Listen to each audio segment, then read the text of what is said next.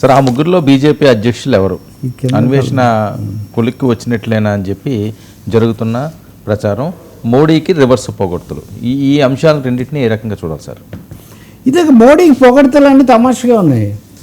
Indian express, times, అన్ని English పత్రికలు కూడా ఈ మొన్న ఇదే రెండోసారి అట్ 11 ఇయర్స్ తర్వాత థర్డ్ టర్మ్లో మొదటి సంవత్సరం ఈ వేడుకలు ఇవన్నీ రాసి అందరూ ఏం రాస్తున్నారంటే మోదీ వ్యతిరేకతను అధిగమించాడు, మోదీ తనకున్న నెగిటివ్స్ పోగొట్టుకున్నాడు, మోదీ ఇతరుల మీద ఆధారపడినప్పటికీ కూడా నిలదొక్కున్నాడు. అంటే ప్రతిదానికి కూడా ఇఫ్స్ బట్స్తో కొంత ప్రతికూల పరిస్థితుల్లో మోదీ నిలదొక్కుంటున్నాడు అని దాన్ని ఏదో కవరప్ చేసే ప్రయత్నం వాళ్ళు ఎక్కువ చేస్తున్నారు. పాకిస్తాన్ ఆపరేషన్ సింధూరు వీటి వల్ల ఆయన ప్రభ ఆకాశానికి వెళ్ళిపోయింది అన్న స్థాయిలో అంత పేరు ప్రఖ్యాతలు వచ్చాయని చెప్పినప్పటికీ కూడా ఆ తర్వాత కూడా మళ్ళీ అనేక పరిణామాలు రావటంతో మోదీ కొంత ఎదురుదెబ్బ వచ్చింది అని ప్రతిపక్షాలు ఇవన్నీ విమర్శిస్తుంటే వరుసగా మొన్న ఒక ఆయన 11 పాయింట్లు రాశాడు. వాళ్ళకి చాలా ఇష్టమైన ఒక వ్యాఖ్యాత. ఆ 11 పాయింట్లు చూస్తే కూడా ఇవే. బాగా ఎదురు తిరిగిన గాలిని కొంతవరకు అదుపు చేయగలిగారు, లౌకిక పార్టీల మీద ఆధారపడగలిగినప్పటికీ కూడా ఆయన మటుకు ఆర్ఎస్ఎస్ అజెండానే అమలు జరపగలుగుతున్నాడు. ఆర్ఎస్ఎస్ అజెండా కోసమే వక్ఫ్ చట్టం కానీ లేకపోతే ఇట్లాంటివన్నీ కూడా ఆయన తీసుకొస్తూ ఉన్నాడు. రెండవది కాంగ్రెస్ కొంచెం సవాల్ చేస్తూ ఉంది, లేకపోతే ఇండియా కూటమి సవాల్ చేస్తుంది కాబట్టి దీన్ని తట్టుకోవడం కోసం క్యాస్ట్ సర్వే అనేది తీసుకొచ్చి దాన్ని కొంచెం సైలెన్స్ చేశారు.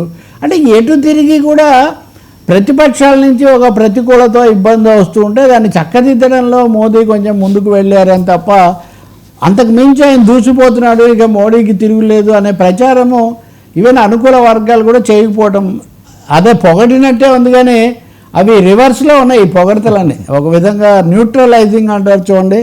ఇంకా పెద్ద చెప్పమంటారా, అసలు లోక్సభ ఎన్నికల్లో దెబ్బతింది బీజేపీ, మెజారిటీ రాలేదు, కానీ తర్వాత అసెంబ్లీ ఎన్నికల్లో కొంచెం పుంజుకుంది, అసెంబ్లీ ఎన్నికల్లో పుంజుకుంది కాబట్టి మోదీ గారికి కొంచెం పర్వాలేదు అని. ఇవన్నీ దేన్ని సూచిస్తున్నాయి? ఇవన్నీ కాన్ఫిడెంట్ కాంప్లిమెంట్స్ లాగా లేవు. ఇవన్నీ జస్టిఫైయింగ్, అడ్జస్టింగ్, బూస్టింగ్ కాంప్లిమెంట్స్ లాగా ఎక్కువగా కనిపిస్తున్నాయి. ఆ వివరాలన్నీ కూడా ఉన్నాయి, కానీ ఇప్పుడు నేను చెప్పట్లేదు. అయితే అసెంబ్లీ ఎన్నికల్లో పుంజుకుందని చెప్పినప్పుడు కూడా లోక్సభను అసెంబ్లీని పోల్చట్లా, గత అసెంబ్లీని పోలుస్తున్నారు. మళ్ళీ గత అసెంబ్లీ ఎలా లెక్కలోకి వస్తుందని మీరు చూస్తే. కాబట్టి చాలా కోణాల్లో మనం చూసినప్పుడు బీజేపీ శిబిరం ముఖ్యంగా కొంత అసంతృప్తి సనుగుల్లో ఉన్నట్టు కనిపిస్తుంది. పాకిస్తాన్ మీద ఆపరేషన్ సింధూర్ వల్ల వాళ్ళు అనుకున్నంతగా తర్వాత రాలేదు. తర్వాత ఒక విధంగా దాన్ని కవరప్ చేసుకోవడానికే దేశాలకు రాయబారులను పంపించటం, ట్రంప్ కూడా అడ్డం తిరిగి మాట్లాడటం, వీటంటే అది కూడా ఒక ఇరకాటంలాగా ఉంది. దాని నుంచి కోలుకునే లోపల ఇంకా కొత్త సమస్యలు కూడా వస్తున్నాయి. కాబట్టి ఇప్పుడు మోదీ చంద్రబాబు నాయుడు మీద, నితీష్ కుమార్ మీద ఆధారపడవలసిన పరిస్థితి వచ్చినప్పటికీ వక్ఫ్ చట్టం తెచ్చాడు చూడండి, లాంటివి చెప్పి ఆర్ఎస్ఎస్ వాళ్ళని సంతృప్తి పరచడానికి తంటాపడాల్సిన పరిస్థితుల్లో మోడీ ప్రచార బృందం వెళ్ళటం అనేది ఒక ఆశ్చర్యకరమైన పరిణామంగా తయారైంది ఆ పార్టీకి. సార్ ఇంకా సహజంగానే తర్వాత అధ్యక్షుడు ఇప్పుడు నడ్డా 2020లో అయ్యాడు 2 సార్లు, అంటే కూడా 2024 జనవరిలో దిగిపోవాల్సింది బీజేపీకి. అవును. మామూలుగా మోదీ హవా చెల్లినంతకాలం మోదీ, అమిత్ షాని చక్రం తిప్పారు. అది కూడా ఒక థీరీ. నెహ్రూ, పటేలు, అద్వానీ, వాజ్పేయి, మన్మోహన్ సింగ్, సోనియా గాంధీ, ఇలా ఇద్దరు ఉంటే ప్రభుత్వాలు బాగా నడుస్తాయి. మోదీ, అమిత్ షా ఇద్దరు ఉన్నందుకు ఈ ప్రభుత్వం ఇవ్వడం బాగా నడుస్తుందని. ఇలాగే ఇద్దరు ఉండరు కదా, 3 టర్మ్లు అయిపోయింది, 75 ఏళ్ళ వయసు వచ్చింది. కాబట్టి నెక్స్ట్ ఎవరంటే చాలా ఇష్టమైన వాడని అప్పుడు నడ్డాని పెట్టారు. నడ్డా కాస్త ఆర్ఎస్ఎస్ నీళ్ళల్లో నుంచి ఎదిగాము, మేము స్వతంత్రంగా ఉన్నామని ఒక ప్రకటన చేయడంతో ఆర్ఎస్ఎస్ వాళ్ళకి అది నచ్చలేదు. కాబట్టి ఆయన కొత్త టర్మ్ సామాన్యంగా రాదు. తర్వాత అధ్యక్షుడు ఎవరు చాలా రోజులుగా వాయిదా వేస్తున్నారు. 2024 జనవరిలో అయిపోయింది, ఎన్నికలు ఉన్నాయి కాబట్టి కొనసాగించామన్నా 2024 మధ్యలో అన్నా రావాలి కదా, 2025 మధ్యలోకి వచ్చింది. అంటే నాయకుడిని ఎంచుకోవడంలో కూడా బీజేపీ తర్జనభర్జనలు పడుతుంది. ఇప్పుడు వాజ్పేయి తర్వాత అద్వానీతో గ్యాప్ వచ్చినా మోదీకి దాన్ని భర్తీ చేశారు. ఇప్పుడు ఎవరిని పెట్టాలి? ఇప్పుడు ముఖ్యంగా ధర్మేంద్ర ప్రధాన్, ఈయన ఒరిస్సాకు సంబంధించిన నాయకుడు, ఆయన రెండో ఇప్పుడు అంతకుముందు ఉక్కు గనుల మంత్రిగా కూడా ఉన్నారు ధర్మేంద్ర ప్రధాన్, ఆయన పేరు బాగా వినిపిస్తుంది.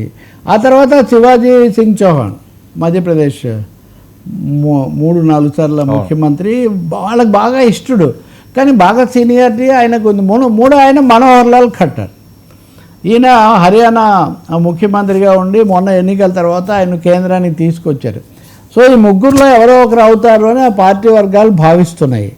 కానీ నేను మీకు గతంలో కూడా చెప్పాను, ఆర్ఎస్ఎస్ వర్గాలు మటుకు వీళ్ళు కావచ్చు, వీళ్ళు కానీ కొత్త వ్యక్తి మీకు ఏమాత్రం తెలియని వ్యక్తిని కూడా మేము తేవచ్చు, బీజేపీని మళ్ళీ పునరుజ్జీవింపజేయడానికి మేము చాలా అనూహ్యమైన ఆలోచనలు వ్యూహాలు తీసుకుంటున్నామని వాళ్ళు చెప్తున్నారు.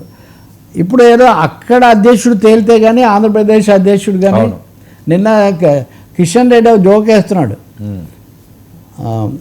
బీజేపీ నెక్స్ట్ అధ్యక్షుడు ఎవరంటే ఎవరు చెప్పలేరు, కానీ బీఆర్ఎస్ నెక్స్ట్ అధ్యక్షుడు ఎవరంటే ఎవరైనా చెప్తారు, కేసీఆర్ కేటీఆర్ అని ఆయన చెప్తున్నాడు.